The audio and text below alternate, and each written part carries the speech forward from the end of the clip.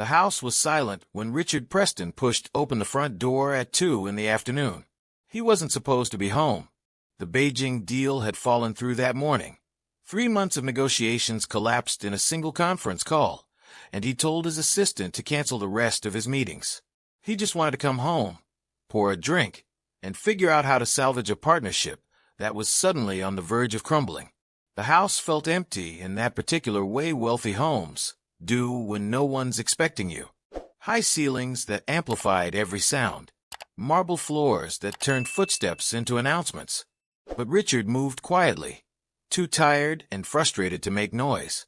He was halfway across the foyer when Vivian appeared. His housekeeper materialized so suddenly and silently that Richard actually startled. She was standing in the archway that led to the main corridor, and her face, normally calm and professional, looked stricken. Before Richard could say anything, before he could even process why Vivian looked like that, she crossed the space between them in 3 quick steps and put her finger to her lips. The universal signal, stay quiet. Then she whispered, so softly Richard almost couldn't hear her. Mr. Preston, please. Don't make a sound. Come with me. Her hand was on his arm, gentle but insistent, pulling him not deeper into the house, but toward the small hallway that led to the kitchen and staff areas. Richard's confusion must have shown on his face because Vivian's expression shifted to something urgent, almost pleading. Please, she whispered again. Trust me. You need to see something. But you have to be completely silent. Richard Preston had known Vivian Martinez for 6 years. She'd been his housekeeper since shortly after his marriage to Catherine, hired on a friend's recommendation, and kept because she was exceptional at her job. Quiet, efficient, trustworthy. She managed the household so smoothly that Richard barely had to think about it. Meals appeared. The house stayed immaculate. Everything ran like clockwork. But more than that, Vivian had always treated him with a warmth and genuine respect that stood out in Richard's world of transactional relationships and people who wanted something from him. She remembered how he took his coffee. She asked about his day and seemed to actually care about the answer. When his mother had died 2 years ago, Vivian had quietly left a card on his desk with a handwritten note about loss and memory that had made Richard cry in his office at midnight. She was, in a way he'd never quite articulated, one of the few people in his life he considered genuinely kind. So when Vivian looked at him with that urgent, almost desperate expression and asked him to trust her, Richard didn't hesitate. He nodded. She released his arm and moved silently down the hallway, gesturing for him to follow. Richard's confusion was deepening into something else now, a cold unease settling in his stomach. What could possibly require this level of secrecy in his own home? Vivian led him through the kitchen, through the butler's pantry, to a narrow service corridor Richard barely remembered existed. The house was a sprawling estate in Brentwood, 12,000 square feet of carefully designed luxury, and there were parts of it even Richard didn't regularly visit. The service corridor ran along the back of the main living areas, originally designed for staff to move through the house without being seen by guests. Vivian stopped at a specific point, where an air vent in the wall provided a narrow view into the master bedroom. The master bedroom, Richard's bedroom, the room he shared with Catherine. Vivian stepped aside, giving Richard access to the vent. She didn't say anything. She didn't have to. Her expression said everything. Look and understand. Richard leaned close to the vent, and the cold unease in his stomach turned to ice. His wife was in their bedroom, but she wasn't alone. Catherine was sitting on the edge of their bed, the custom king-sized bed Richard had commissioned from Italy, with the silk sheets Catherine had insisted were the only ones she could sleep on. And she was laughing, really laughing, the kind of genuine, unguarded laughter Richard hadn't heard from her in years. And standing in front of her, close enough that their knees were touching, was Derek Marshall, Richard's business partner, the man Richard had trusted with half his company, with his most sensitive deals, with access to everything that mattered in Richard's professional life. Derek was smiling down at Catherine with an expression Richard recognized, because he'd seen it on his own face in wedding photos from 8 years ago. Affection. Intimacy. The look of someone who was exactly where they wanted to be. And then, as Richard watched through the narrow vent, Derek leaned down and kissed Catherine. Not a quick peck. Not an accident. A real kiss.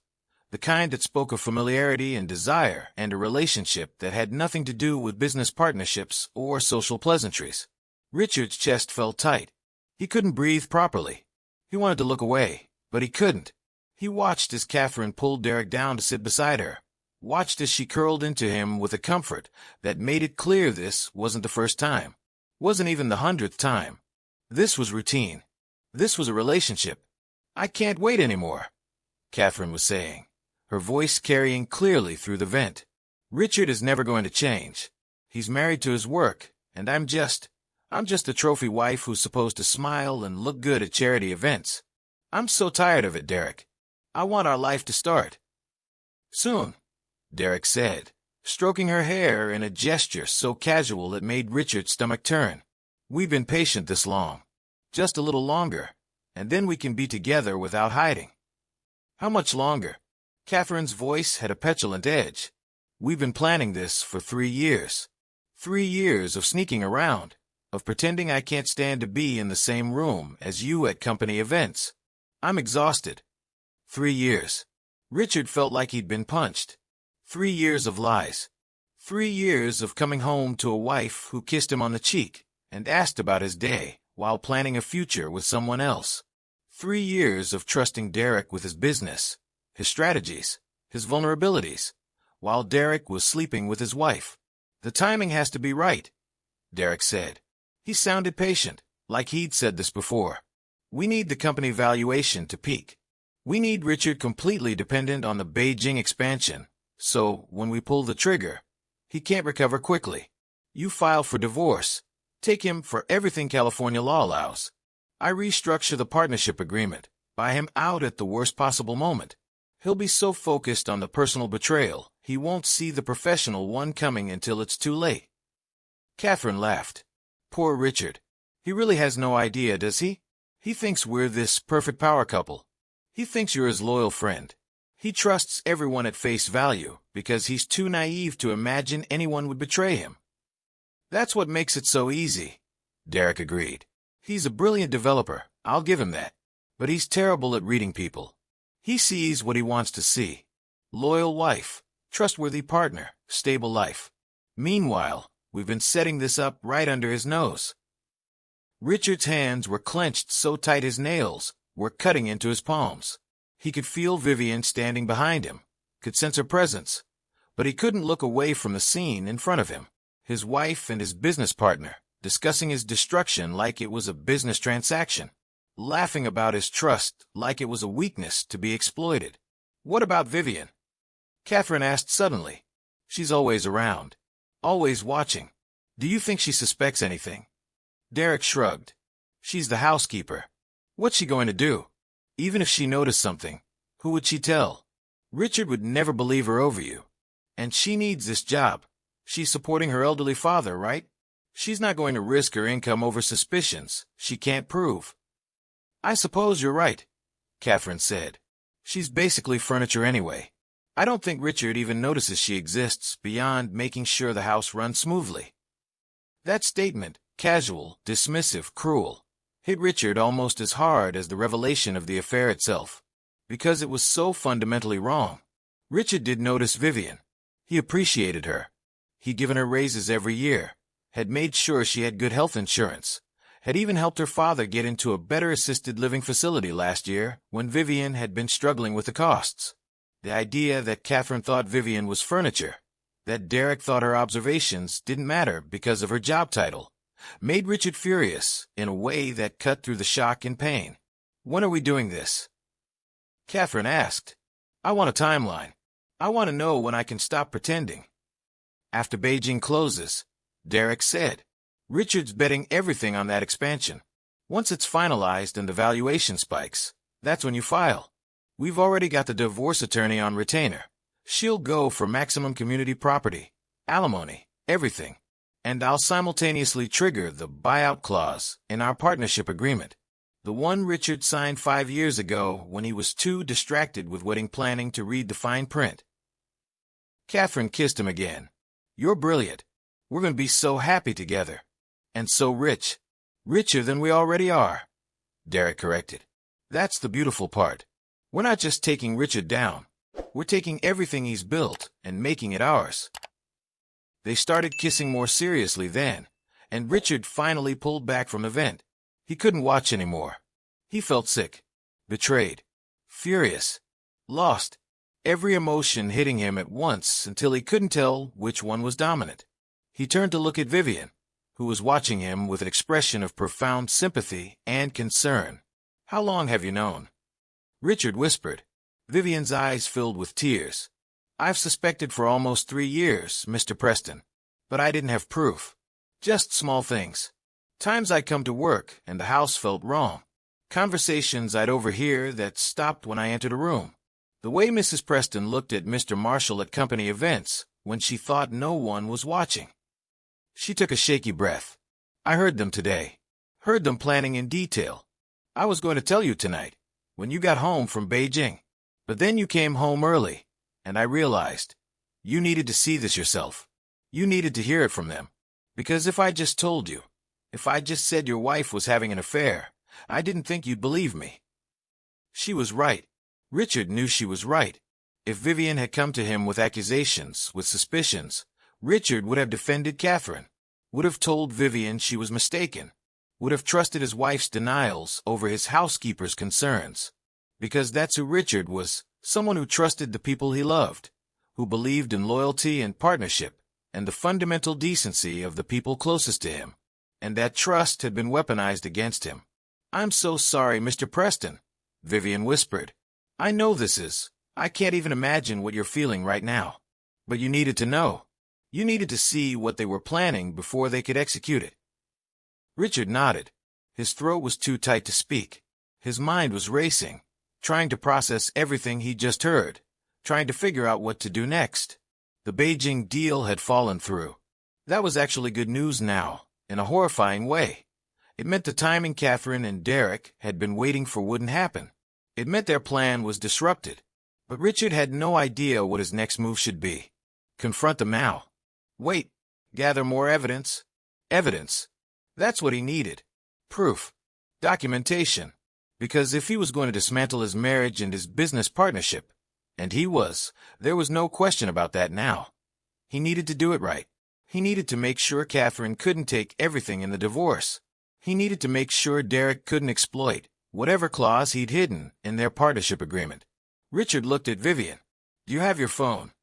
She nodded, pulling it from her apron pocket. "Can you record them?" Richard asked. "Audio, video if possible. I need documentation. I need proof that this is happening, that they're planning this. I need—" His voice cracked. "I need evidence for the divorce attorney, for the business lawyers. I need them not to be able to lie their way out of this." Vivian's expression shifted to something determined. "Yes, absolutely. The vent has a clear line of sight. I can record everything." She hesitated. "Mr. Preston, they're going to know something's wrong when you don't go upstairs, when you don't walk in on them accidentally. What do you want to do?" Richard thought fast. "I'll leave. Go back out the front door. Make it look like I just came home. You record whatever else they say. Then send me the files. I'll review everything, talk to attorneys, figure out the next steps. But I'm not confronting them today. Not until I have everything in place to protect myself." And this is where everything shifted, because now it wasn't just about a wife cheating or a business partner betraying him. It was about two people who'd spent 3 years actively planning Richard's destruction, who'd turned his trust into a weakness, who'd laughed about his naivety while positioning themselves to take everything he'd built. This wasn't a crime of passion or a mistake made in a moment of weakness. This was calculated, deliberate, and cruel. And Richard wasn't going to let them win. Vivian nodded. "I'll get everything. Every word. And Mr. Preston." She paused. "I'm so sorry I didn't tell you sooner. I should have found a way. I should have." "You're telling me now," Richard interrupted gently. "You're giving me the chance to protect myself. That's what matters. Thank you, Vivian. Truly." He left the way he'd come, moving silently through the service corridor, through the kitchen, back to the foyer. He walked out the front door, closing it quietly behind him. Then he got in his car and drove to his office, his hand shaking on the steering wheel, his mind replaying everything he'd heard. 3 years. How had he missed it for 3 years? But Richard knew how. He'd been busy, focused on building his real estate empire, on acquisitions and developments, and the constant pressure of staying ahead in a competitive market. He'd trusted Catherine to manage their social life, their home, their marriage. He trusted Derek to handle the operational side of the business, to manage contractors and permits and the 1,000 details that went into each project. He delegated the pieces of his life he didn't have time for to the people he thought he could trust, and they'd used that delegation to destroy him from within. At his office, Richard locked himself in his private conference room and waited for Vivian's message. It came 20 minutes later, a series of audio files and 2 video clips. Richard played them with his headphones on, forcing himself to listen to every word even though it felt like swallowing glass. The audio was damning. Catherine and Derek talking about their affair in explicit detail, discussing the timeline of their plan, referencing the buyout clause Derek had hidden in the partnership agreement, apparently in Section 14, subsection C, which Richard had signed during wedding preparations and never thoroughly reviewed, laughing about how easy Richard was to manipulate, planning their future together with Richard's money and Richard's company. He's going to be destroyed, Catherine said on one of the recordings. Professionally, financially, emotionally, and honestly, he deserves it for being so blind. Who trusts people that completely in this world? It's pathetic. Richard stopped the recording. He couldn't listen to any more. He'd heard enough. He called his personal attorney first. Marcus Chun had been Richard's lawyer for a decade, handling everything from real estate contracts to estate planning. Richard trusted him, or at least, he thought he still knew how to trust someone after today. "Richard, what's wrong?" Marcus asked immediately. Are you okay?" "I need a divorce attorney," Richard said flatly. "The best one in California. Someone who specializes in high-net-worth cases and protecting assets. And I need a corporate attorney who can review my partnership agreement with Derek Marshall. I need them both today. Right now." There was a brief pause. Then Marcus said quietly, "What happened?" Richard told him. Not all the details, but enough. The affair. The plan. The 3 years of lies. The buyout clause he'd never properly reviewed. Marcus listened without interrupting, and when Richard finished, he said, "I'm calling Jennifer Reeves at Hoffman and Crest. She's the best divorce attorney I know, and she's absolutely ruthless when she needs to be. For corporate, I'll bring in David Park. He's a shark with partnership agreements. Can you come to my office in an hour?" "I'll be there," Richard said. He spent the next hour sitting in his conference room, staring at nothing, trying to process the complete dissolution of his life as he knew it. His marriage was over. His business partnership was over. The people he trusted most had betrayed him in the worst possible way, and he hadn't seen it coming, hadn't even suspected. Catherine was right about one thing. Richard did trust people at face value. He did believe in loyalty and partnership and the fundamental goodness of the people he chose to let close to him. That wasn't naivety, or at least, Richard hadn't thought it was. It was optimism, faith in humanity, a choice to see the best in people until they proved otherwise. But Catherine and Derek had proven otherwise, definitively, and now Richard had to figure out how to protect himself and, if possible, make sure they faced consequences for what they'd done. The meeting with the attorneys was intense and overwhelming.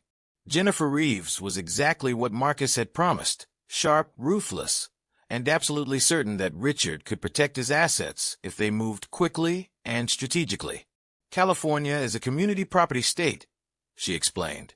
"But we can argue for separate property classifications on assets you own before the marriage, on inheritances, on specific business holdings.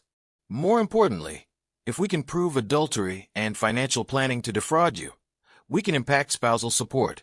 Your wife is planning to take you for everything. We're going to make sure that doesn't happen." David Park reviewed the partnership agreement and confirmed Richard's worst fears. "There's a buyout clause here that's extremely favorable to Derek. If either partner wants to dissolve the partnership, the company gets valued and the departing partner can be bought out at 60% of their equity stake, essentially a forced sale at a 40% loss. It's buried in legal language, and I can see why you might have missed it. But it's enforceable. Can I trigger it first? Richard asked. If I force the buyout before Derek does, can I use that clause against him? David considered. Potentially. But there's a better option. This clause is arguably unconscionable. The disparity between market value and buyout value is so extreme that a court might invalidate it, especially if we can prove Derek inserted it with the intention of defrauding you. That would require evidence that Derek was already planning to exploit you when the agreement was signed. 5 years ago, Richard said slowly, Derek would have had to be planning this for at least 5 years. The agreement was signed right before my wedding.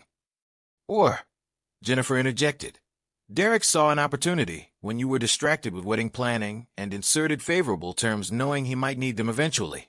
That's still actionable, especially combined with evidence of the affair and the plan to coordinate the divorce with the business dissolution. Richard pulled out his phone and played the recordings Vivian had sent him. Both attorneys listened intently, their expressions growing grimmer with each revelation. This is gold, Jennifer said when the recordings ended. This is exactly what we need. They're explicitly discussing their plan to defraud you, to time the divorce for maximum financial impact, to exploit your trust. This isn't just an affair, it's conspiracy to commit fraud. We can use this. I want to go public, Richard said. The decision crystallized as he spoke. Not just divorce proceedings, not just business restructuring. I want everyone to know what they did. I want their reputations destroyed the way they planned to destroy mine. Jennifer and David exchanged glances. That's a risky strategy, David said carefully. Going public can backfire. It can make you look vindictive. I don't care, Richard said. They called me naive. Called me pathetic for trusting people. Said I deserved to be destroyed for being blind. They're planning to humiliate me anyway. Divorce, business failure, all of it public. I'd rather control the narrative. I'd rather make sure everyone knows exactly who they are and what they did. Jennifer smiled. It wasn't a nice smile. Then let's give them a show they'll never forget. Over the next week, Richard and his legal team prepared their strategy with military precision. They documented everything. Vivian provided additional recordings. Apparently Catherine and Derek met at the house frequently when Richard was supposed to be at work, and Vivian had been systematically documenting their conversations for the past week. Hours of audio capturing their affair, their plans, their contempt for Richard. I still feel terrible that I didn't tell you sooner, Vivian said when she brought the latest recordings to Richard's office. If I'd spoken up earlier, I wouldn't have believed you, Richard said gently. Not really. I would have wanted to believe you were wrong. I would have given Catherine the benefit of the doubt. This way I heard it myself. I know the truth beyond any possibility of denial. You gave me that gift, Vivian. You waited until you could give me proof, not just suspicions. That took wisdom. Vivian's eyes filled with tears. You've always been kind to me, Mr. Preston. Always treated me like a person, not just staff. When everyone else in your world looks through me like I'm invisible, you see me. You ask about my father. You remember my birthday. You're a good man.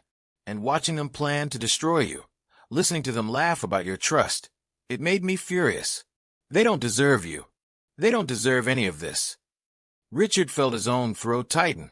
Thank you, Vivian, for everything. And I want you to know, when this is all over, when I've rebuilt, you'll have a place with me. Whatever you need. You've earned my loyalty 1,000 times over. The attorneys also brought in forensic accountants who started digging into the business finances. What they found was worse than Richard had imagined. Derek hadn't just been planning to buy Richard out unfairly. He'd been skimming. Small amounts at first, buried in contractor payments and development costs. But over 5 years, Derek had embezzled almost $3 million. Money that should have been profit, that should have been Richard's, had been systematically stolen and hidden in offshore accounts. This changes everything, David said when the forensic report came back. This isn't just partnership dissolution. This is criminal fraud. Wire fraud, embezzlement, potentially RICO violations if we can prove it was organized and systematic. Can we press charges? Richard asked. Absolutely. I've already contacted the FBI. They're very interested. Richard felt a grim satisfaction. Derek and Catherine thought they were so clever, so careful. They thought Richard was too naive to see what was right in front of him.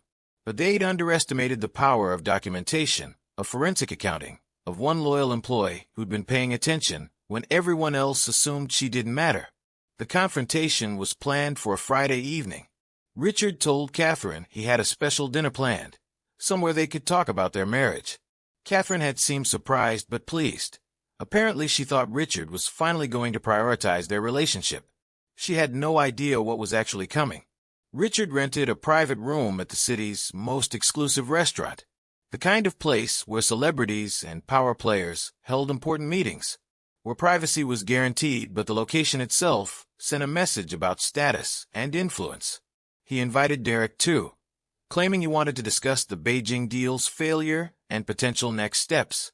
Derek agreed immediately, probably thinking this was an opportunity to console Richard and further position himself as the indispensable partner. They were both so confident, so certain they were in control. Richard arrived early and set up. He had his attorneys in an adjacent room. He had the recordings queued up on a tablet. He had divorce papers ready. He had documentation of Derek's embezzlement. And he had a plan. Catherine arrived first, wearing a dress that probably cost more than Vivian made in 3 months. She kissed Richard on the cheek, all performance and pretense. "This is lovely, darling. I'm so glad you wanted to do this. We've both been so busy lately." Busy. Right. Busy planning Richard's destruction. Derek arrived 10 minutes later, all handshakes and easy confidence. "Richard, good to see you. I know Beijing was a disappointment, but I've been thinking about alternatives. We have options." "I'm sure you have," Richard said evenly. "Please sit. I have something I want to discuss with both of you." They sat. Catherine looked curious. Derek looked professional, ready to talk business. Neither of them saw it coming. Richard pulled out the tablet and set it on the table.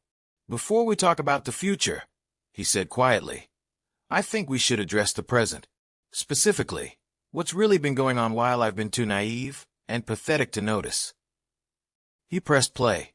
The recording that filled the room was from 3 days ago.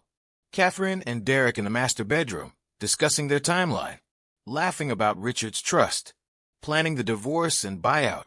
Their voices were clear, unmistakable. There was no possibility of denial. Catherine's face went white. Derek's jaw clenched. They both stared at the tablet like it was a bomb. Richard let the recording play for 30 seconds. Then he paused it. "I have hours of this," he said conversationally. 3 years of planning. 3 years of an affair. 3 years of setting me up to be destroyed financially and personally. All documented. All time-stamped. All admissible in court. "Richard," Catherine started, her voice shaking. "I'm not finished," Richard interrupted. His voice was calm, almost pleasant. "There's more. Derek, do you want to explain the $3 million you've embezzled from our company over the past 5 years? Or should I let the forensic accountants explain it? They've been very thorough. They've traced every fraudulent payment, every fake contractor invoice, every offshore account. The FBI is extremely interested in your creative bookkeeping." Derek's face had gone from pale to gray. "You can't prove." "I can prove everything," Richard said. "I have documentation. I have recordings. I have expert testimony. I have enough evidence to bury both of you so deep you'll never see daylight again." The silence in the room was absolute. Catherine looked like she might be sick. Derek looked like he was calculating escape routes. "Here's what's going to happen," Richard continued. "Catherine, you're going to sign divorce papers that give you exactly what you brought into this marriage, which is nothing. No alimony. No community property claims. You get to walk away with your reputation barely intact, and in exchange, I don't play these recordings at a press conference tomorrow morning." Catherine's eyes widened. "You wouldn't." "I absolutely would," Richard said. "You called me naive for trusting people. You said I deserved to be destroyed for being blind. You planned to humiliate me publicly while stealing everything I built. So yes, Catherine, I would absolutely hold a press conference and let everyone hear exactly what kind of person you are. The only reason I'm offering you a quiet exit is because I'm better than you. I don't actually enjoy destroying people, even when they deserve it. He turned to Derek. You have two choices. Option 1. You sign over your stake in the company for exactly what the buyout clause specifies, 60% of equity value. The same clause you tried to use against me. You walk away with 40% less than you're entitled to, and I don't press criminal charges for the embezzlement. Option 2. You refuse, I prosecute, and you spend the next 10 years in federal prison while your assets are seized to repay what you stole. Your choice. You have 30 seconds to decide. Derek's hands were shaking. Richard, we can work this out. We've been partners for years. We can. 20 seconds, Richard said. The buyout clause isn't enforceable if. 10 seconds. Derek closed his eyes. Fine. I'll sign. Smart choice, Richard said. He pulled out the prepared documents. Everything drafted and ready. Just waiting for signatures. Catherine, your papers are here too. Sign now, or I make that call to the media. Catherine's hands trembled as she took the pen. I loved you once, she whispered. In the beginning. No, you didn't, Richard said quietly. You loved what I could give you. There's a difference. Sign the papers. She signed. So did Derek. Richard witnessed both signatures, then sent a text to Jennifer Reeves in the adjacent room. She appeared within seconds with a notary, and the documents were officially executed. We're done here, Richard said. Catherine, I want you out of the house by tomorrow night. Take your clothes, your jewelry, whatever you brought into the marriage. Leave everything else. Derek, I want your office cleared by Monday morning. Don't contact any clients. Don't approach any employees. Don't try to sabotage anything on your way out. If you do, the FBI investigation moves forward regardless of our agreement. You bastard, Derek spat. You self-righteous. Careful, Richard interrupted. I'm still being generous. I'm letting you walk away instead of having you arrested. Don't push your luck. Derek stood up abruptly, his chair scraping against the floor. He left without another word. Catherine followed, moving like she was in shock. Richard watched them go, feeling exhausted and empty and vindicated all at once. Jennifer emerged from the adjacent room, followed by David Park. That was perfect, she said. Everything documented, everything legal. They can't challenge any of it without opening themselves up to worse consequences. Is it really over? Richard asked. The legal part? Almost. We'll file the divorce paperwork Monday, finalize the business transfer, make sure all the documentation is airtight. But the hard part, the emotional part, that's going to take longer. Jennifer's expression softened. You did the right thing, Richard. You protected yourself. You made sure they faced consequences. That matters. Richard nodded. He didn't feel triumphant. He felt sad, betrayed, tired, but also, underneath all of that, a small ember of something that might eventually become peace. He'd trusted the wrong people, but he'd been saved by the right one. Vivian had given him the chance to protect himself, to fight back, to make sure the people who'd planned his destruction didn't succeed. That weekend, Richard returned to his house. It felt strange calling it home now, and found it nearly empty. Catherine had taken more than she was entitled to, but Richard didn't care. Material things could be replaced. He'd call the attorneys on Monday if he needed to. For now, he just wanted the reminder of her gone. Vivian was there, cleaning out the master bedroom, stripping the sheets Catherine and Derek had defiled. She looked up when Richard entered, her expression uncertain. Mr. Preston, I wasn't sure if you'd want me to stay on. I know everything's changed. Everything has changed, Richard agreed, which is why I want to make you an offer. Not as a housekeeper, as my executive assistant. Vivian blinked. I'm sorry, what? You demonstrated better judgment than anyone in my professional life, Richard said. You saw what was happening. You documented it. You waited for the right moment to tell me.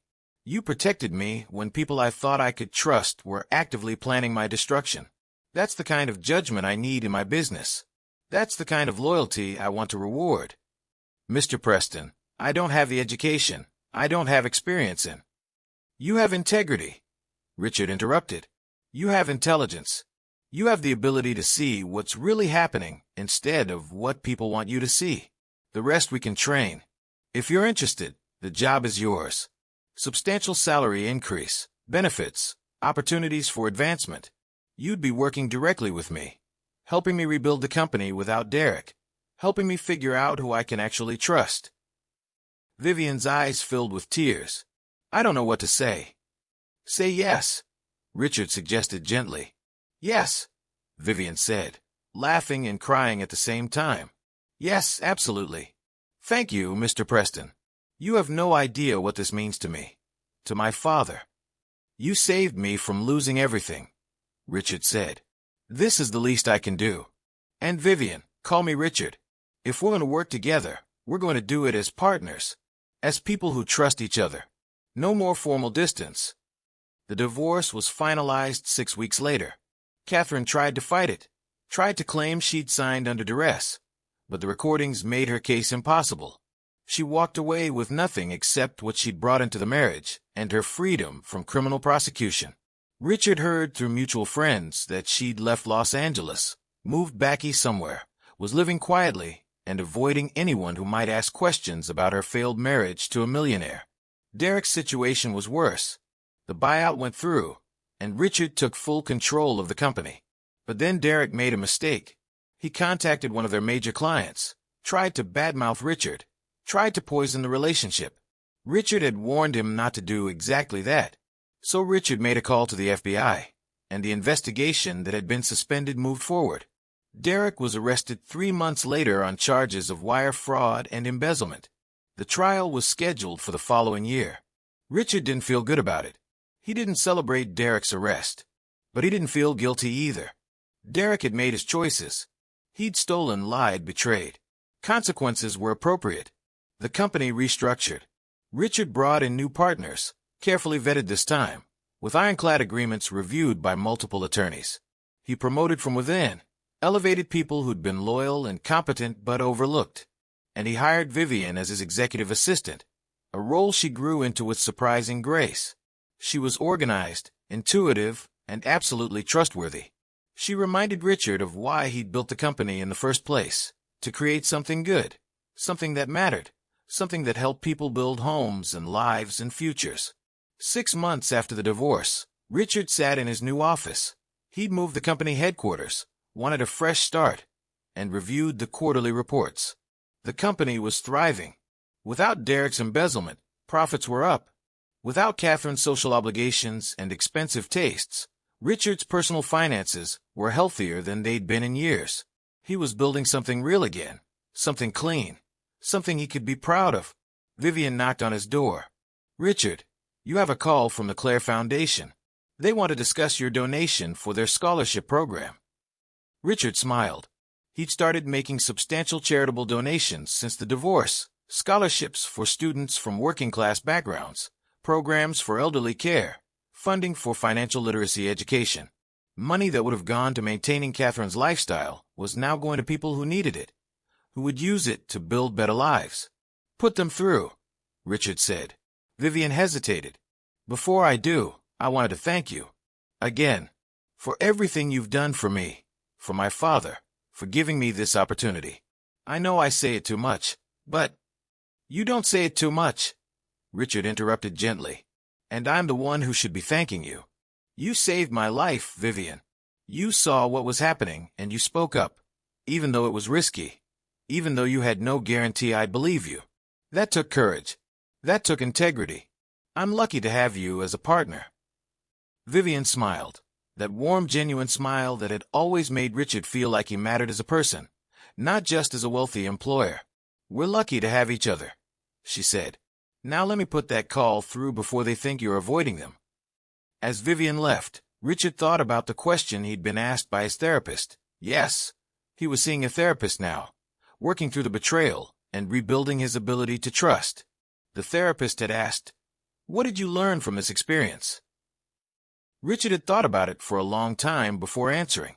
"I learned that trust isn't naivety," he'd finally said. "The problem wasn't that I trusted people. The problem was that I trusted the wrong people and didn't pay attention to the right ones. Catherine and Derek were always performative, always saying the right things, but never actually demonstrating integrity. Vivian never said much at all, but she showed me who she was through her actions, through her kindness, her consistency, her courage when it mattered. I learned to pay attention to what people do, not just what they say. And I learned that the people worth trusting are usually the ones who don't demand it. They just earn it, quietly, every day. The therapist had nodded. That's wisdom. Hard-earned, but wisdom nonetheless. Richard answered the call from the Clare Foundation and discussed their scholarship program, making notes about which students to prioritize and how much to donate. After he hung up, he sat quietly for a moment, looking out the window at the Los Angeles skyline. Somewhere out there, Catherine was living with the consequences of her choices. Somewhere, Derek was awaiting trial. And here, in this new office with new partners and a new understanding of what mattered, Richard was building something better. He thought about that moment when he'd come home early, when Vivian had whispered, "Stay quiet," when his entire world had been about to shatter. At the time, it had felt like the worst day of his life. And in many ways, it had been. But it had also been the day he'd learned who was truly loyal, who actually cared, who deserved his trust. It had been the day he'd learned that sometimes the people closest to you are the ones planning your destruction, but also that sometimes the people you overlook are the ones who'll save you. And that was a lesson Richard would never forget. A year after the divorce, Richard held a company celebration for their most successful quarter in the company's history. The event was at a rooftop venue, beautiful views of the city, good food, everyone relaxed and happy. Richard gave a speech thanking the team, acknowledging the hard work that had made their success possible. At the end of his speech, he did something unexpected. He called Vivian up to the front. She looked surprised, almost embarrassed by the attention, but she joined him.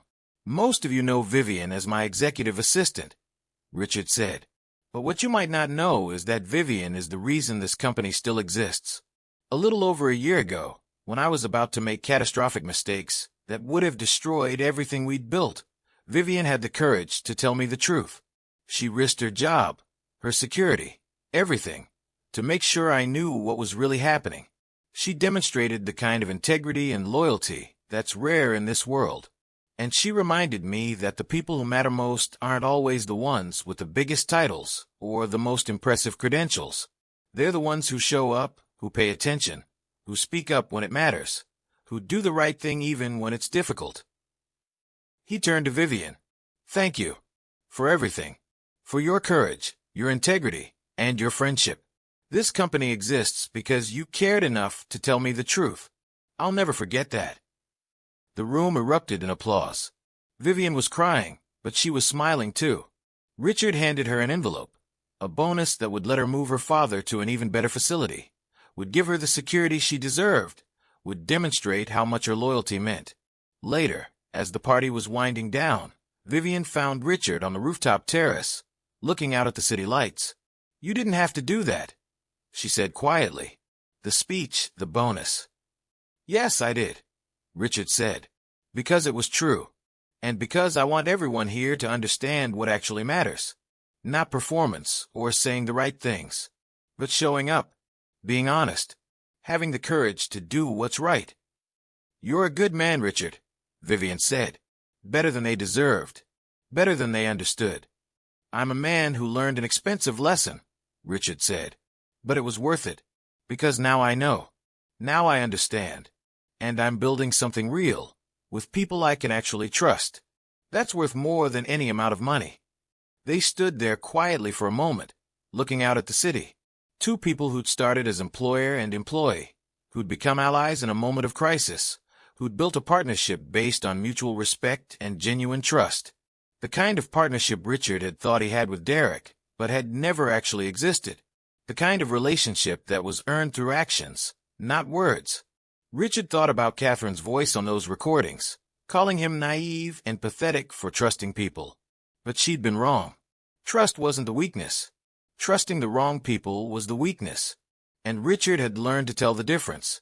He'd learned to value quiet integrity over loud promises, to pay attention to what people did when they thought no one was watching, to recognize that loyalty was demonstrated, not declared. And he'd learned that sometimes the most important person in your life is the one who whispers, "Stay quiet," when everything's about to fall apart. The one who sees what you can't see. The one who risks everything to tell you the truth. Richard had come home early that day planning to have a drink and forget about a failed business deal. Instead, he discovered a failed marriage, a failed partnership, and a betrayal so deep it had nearly destroyed him. But he'd also discovered Vivian's courage, and his own strength, and the possibility of building something better from the ruins of what he'd lost. That was worth remembering, worth honoring, worth building a future on. So here's the question I'll leave you with. When the people you trust most betray you, when your whole world falls apart, who are the ones who step up? Who are the people who risk something to tell you the truth? And are you paying attention to them? Or are you too focused on the voices that tell you what you want to hear? Think about it. And if this story resonated with you, I'd love to hear your thoughts below.